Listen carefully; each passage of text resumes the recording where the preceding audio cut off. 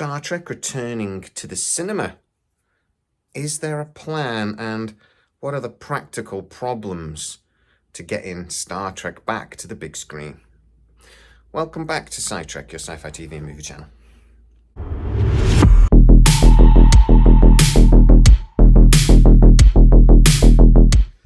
So recently, Trevor Roth, one of the guys over at Roddenberry Entertainment, one of the top guys, is the COO, whatever the hell that stands for, corrugated orange ordinator, maybe, has been saying that there is a plan for a new Star Trek movie. Now, over at Movie Rant, they focused on the possibility of a Star Trek 4.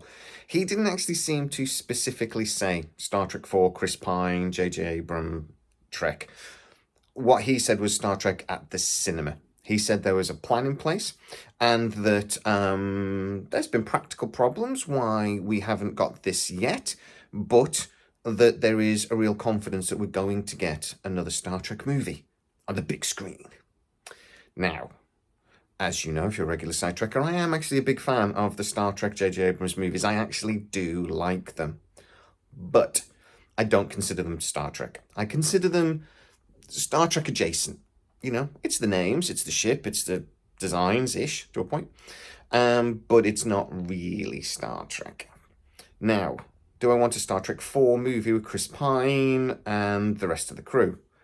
Actually, I wouldn't mind. I'd be okay with it because I did enjoy those films. They're action-packed. I even enjoyed Beyond, which isn't a very good film, really, if I'm honest. But I enjoyed it to a point. I would not mind a lens-flared fest of movie.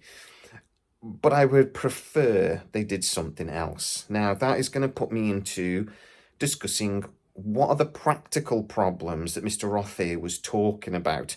Why has it been difficult for Paramount to get Trek to the cinema again?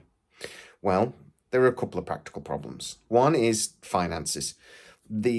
Obviously, Paramount is struggling financially at the moment. There is a sale going on, which is technically, the company that owns the majority shares, Media Entertainment, whatever it's called, National Media Entertainment or something, is selling their shares. So a company now has the option to buy the controlling interest in Paramount Global.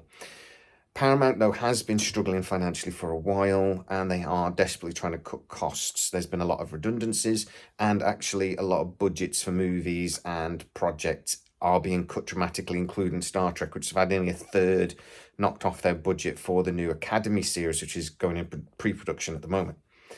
So Paramount has financial issues. There are also some practical issues with production companies involved. Actually, Skydance, the leading contenders now by Paramount Global, were involved in the last couple of movies, and I'm hearing that they are the reason why there is a good chance we're going to get a Star Trek 4, because actually, if they take over at Paramount, they are interested in pushing forwards with a different type of Star Trek. But what do I mean about a different type?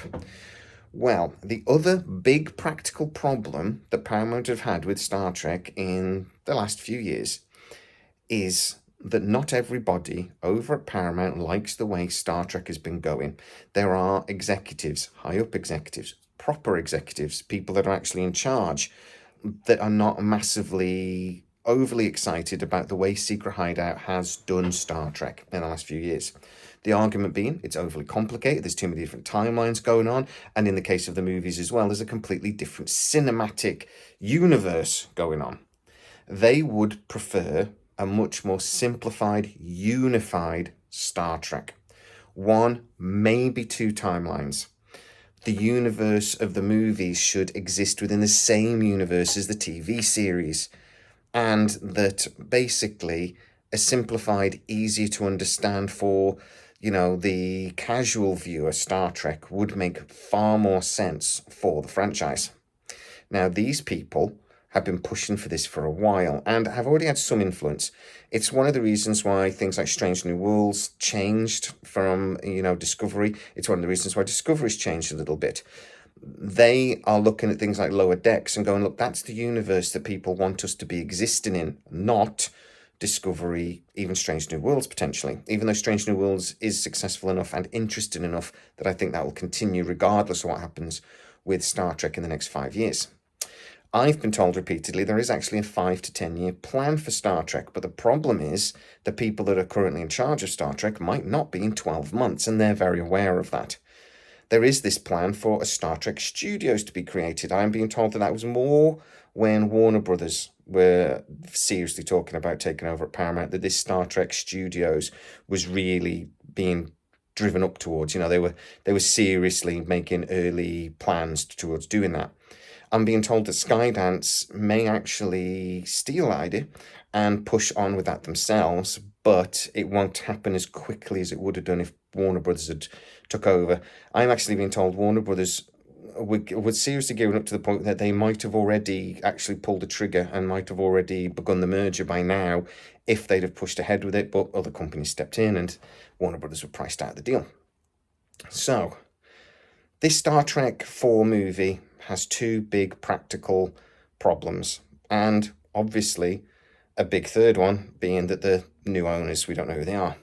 So we've got a money issue, a production issue in that who's going to run it, and we've got who are the new owners going to be, and will they want to change the current plans. So Mr. Roth over at Roddenberry Entertainment talks about how there is a plan in place at the moment that people are excited about. What are the chances it's actually going to happen? If Skydance win the race, I'm absolutely certain we will see Star Trek back at the cinema, because they were involved previously and they're going to want to do it again. And I'm being told that is part of the plan. But it will be a different type of Star Trek movie. If there is a Star Trek 4 with Chris Pine, etc., I'm being told it will most definitely be the last one. And it will be an idea of sort of rounding that circle and finishing the quadrilogy. I'm being told that we will not see any more after that. Even if it is a massive success, well, let's be honest, it probably won't be. I'm then being told, actually, that Skydance agree with certain executives over at Paramount and we will see a simplified version of Star Trek in the future. What that means for projects like Academy, we can't be certain, but it would look like they would be in trouble. But it would be a good thing for things like Legacy that would exist in what I would consider the Star Trek Prime timeline, the TNG timeline. So I would have thought that would be a good thing for Legacy. Also, I'm being told that, Legacy is still very much on the plans for Star Trek. I know we've heard a few people coming out and saying, look, there are no plans for Star Trek Legacy at the moment. Terry Matalas said very recently it's not in active development. I've never said it is in active development on this channel. All I have said is that Paramount have a plan for it, and that plan is still very much to follow up with something with Academy follow up with Legacy after Academy gets into production. So this summer, I think we will hear something about Legacy if the new owners allow it. If you are new to the channel, please don't forget to like, subscribe, hit that bell notification. You'll never miss any of our new videos. And also, I'm not going to be doing as many videos. I have to admit, I've got a few issues going on in my life at the moment that mean I'm going to be doing quick and dirty videos like this for a little while. I'm not sure what the future holds for SciTrek, but as soon as I know, you'll know. As always, please stay safe, and I'll see you next time.